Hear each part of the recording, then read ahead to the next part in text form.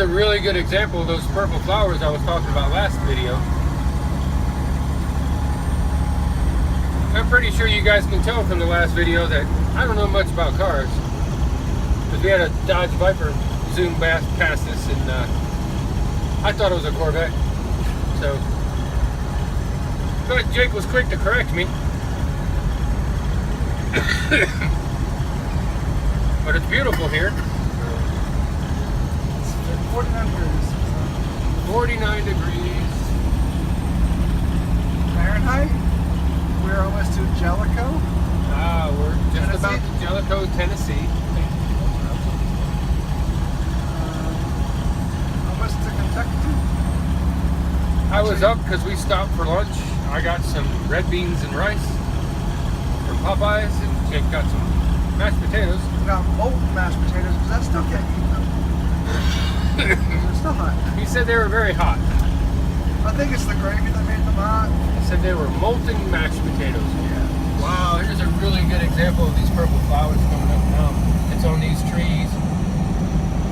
That's beautiful. Pretty sure those are cherry blossoms. Jake thinks it's cherry blossoms. I have no idea what We'll they have to Google are. them. Somebody might know what they are. And it's a cloudy day once again. Spring. In the city. We are on our way up to Ohio. Yep. A little windy out too. And then from there, we're going out to Missouri. Yay! Now we're going to Pennsylvania. The Show Me State. We end up in Missouri. Oh yeah.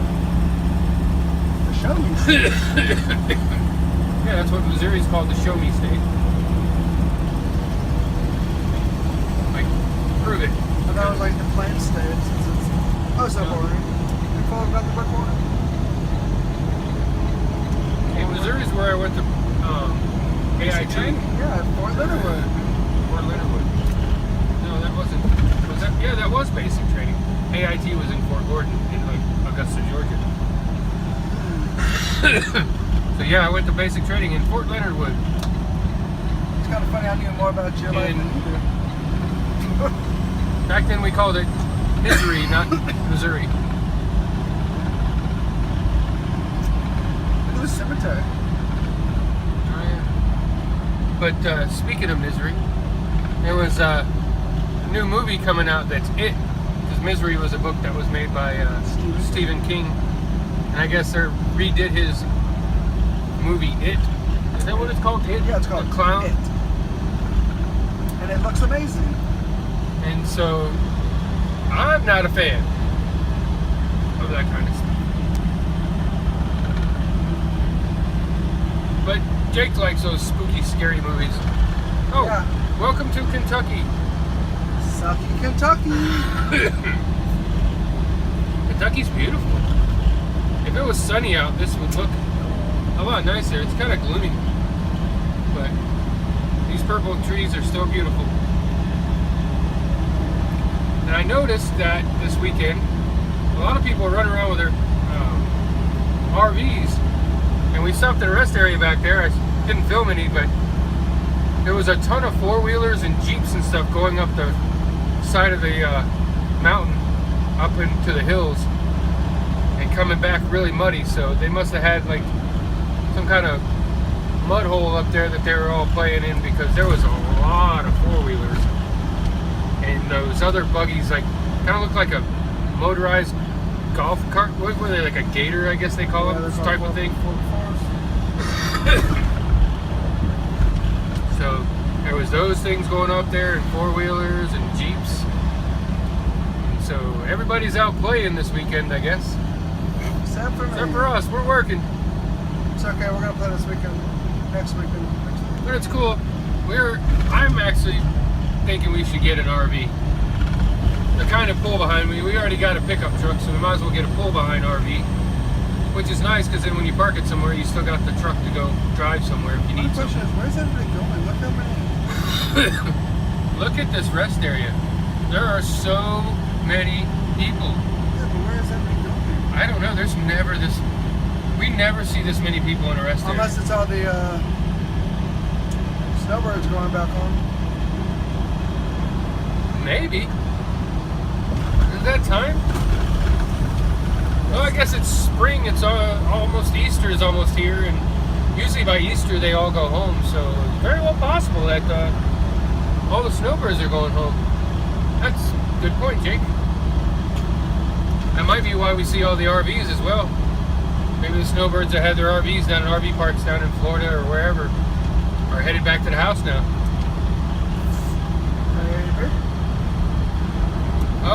Yeah, we got our box fixed and we were able to do it in time to still save our load, and they even gave us another load since then.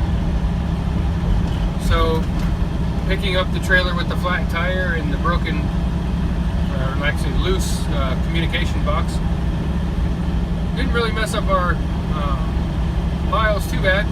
Just pushed everything out about 6-8 hours from where we started. That wasn't horrible.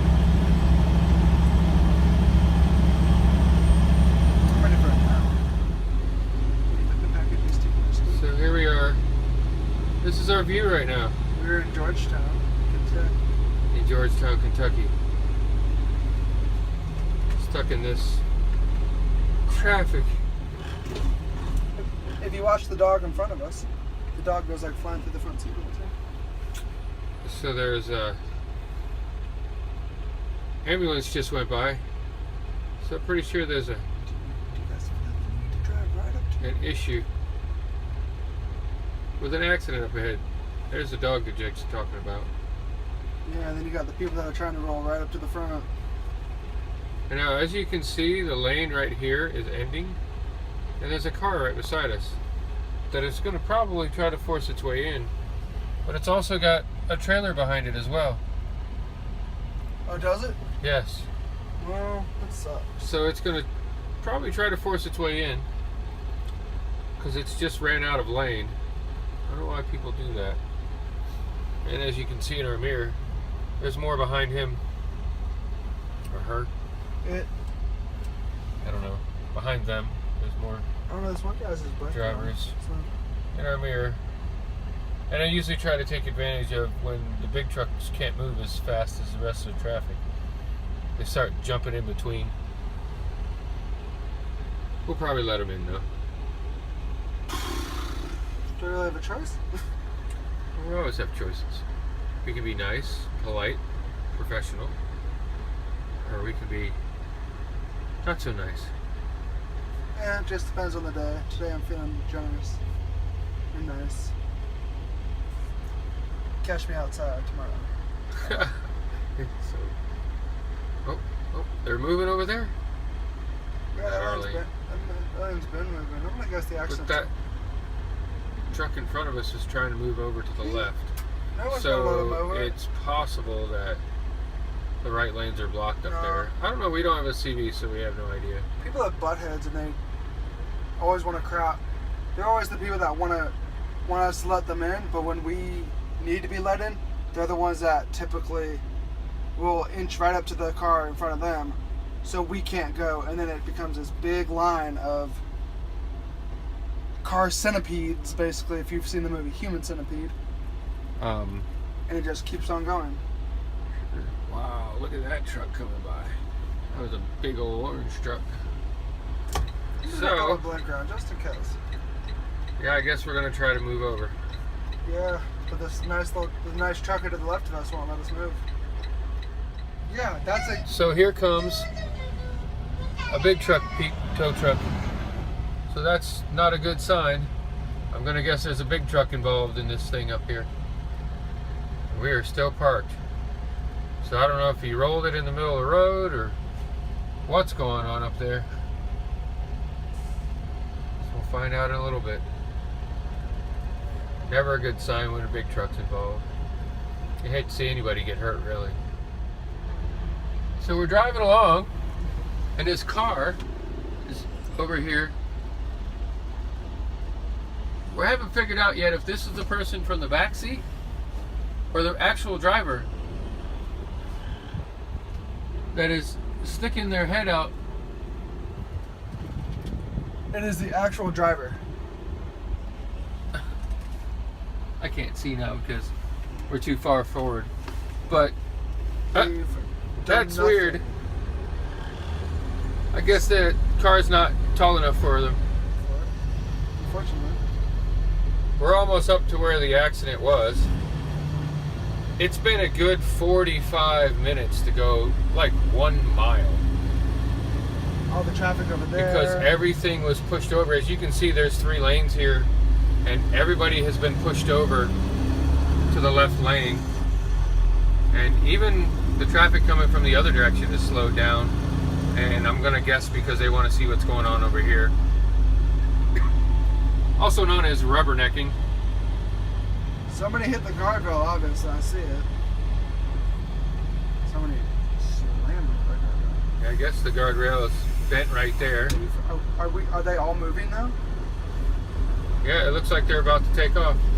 So basically, somebody hit the guardrail right there.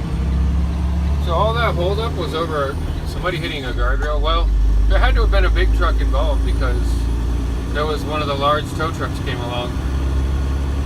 And I never actually seen a tow truck for a little car. I did. There's a little one that came right behind me. Oh, maybe. So that was it. We don't really know what the heck happened then. We'll be getting off the exit soon to the Loves, hopefully. It's not packed in there because we got to switch drivers. Yeah. It's nearly an hour past. It's 3:43 our time, so that's nearly an hour past our time to switch up. 42 minutes.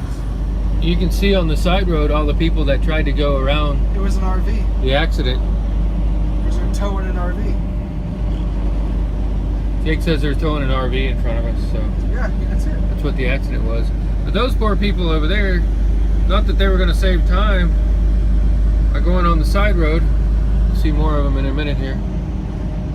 And they're stuck over there, can't get through either. Wow, there's a lot of them right up here just before the Loves. Yeah. All at a standstill, so. Yeah, and the Loves comes out right to the shore.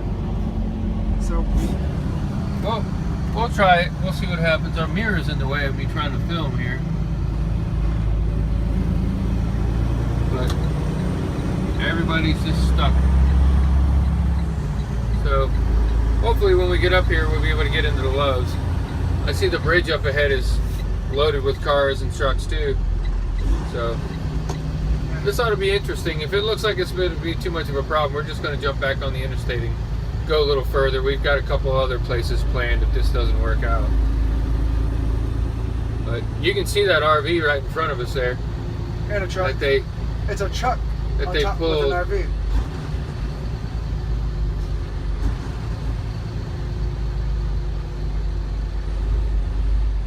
So that's why they needed a big wrecker, not for a big truck.